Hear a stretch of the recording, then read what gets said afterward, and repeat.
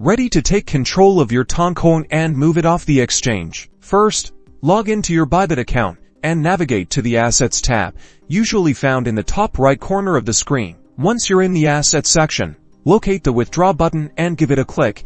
This is where the magic happens. On the withdrawal page, select TON as the cryptocurrency you want to withdraw and prepare to paste your Tonkeeper wallet address. Now, switch over to your Tonkeeper app. You'll find your wallet address prominently displayed, usually with a handy copy button right next to it. Tap it to copy the address to your clipboard. Head back to Bybit and carefully paste the Tonkeeper address you just copied into the withdrawal address field.